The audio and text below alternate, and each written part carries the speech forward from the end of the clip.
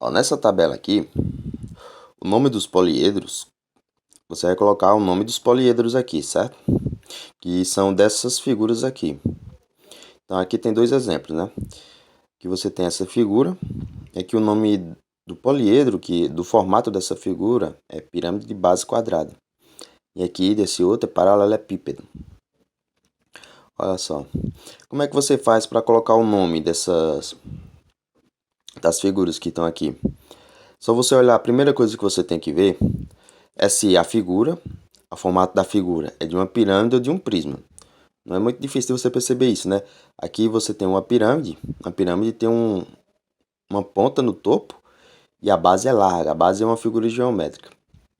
Já um prisma, a mesma figura geométrica que tem no topo é a mesma da de baixo, certo? A mesma da base.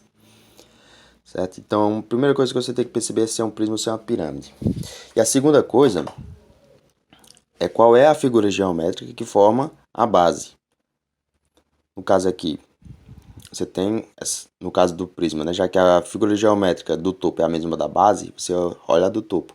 A do topo aqui você percebe que ele está inclinado, né? Vou dar um exemplo aqui com outra figura. Pronto, aqui. Aqui você percebe que ele tem uma figura geométrica aqui, ele está inclinado. Então, que figura geométrica seria essa? Aí você pode observar quantos lados aqui ele tem. 1, 2, 3, 4, 5, 6. Pronto, é uma figura geométrica que tem 6 lados. Aí você pode pesquisar na internet como é que se chama essa figura geométrica que tem 6 lados, né? No caso, um polígono de 6 lados. Como se chama um polígono de 6 lados? Você vai observar aqui. Procurar aqui.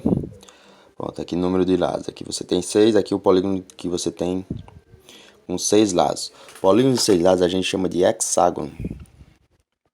Certo? Pronto. Então, nesse caso aqui dessa figura, você vai ter aqui um hexágono aqui no topo e na base. Então, aqui é um prisma e a figura da base é um hexágono, então a gente chama ele de prisma de base hexagonal.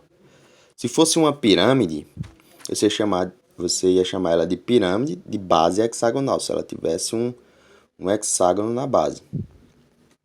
Certo? Pronto.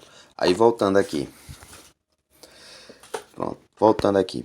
Você tem isso aqui você percebe que não é uma pirâmide, né? Então nesse caso ele vai ser um prisma.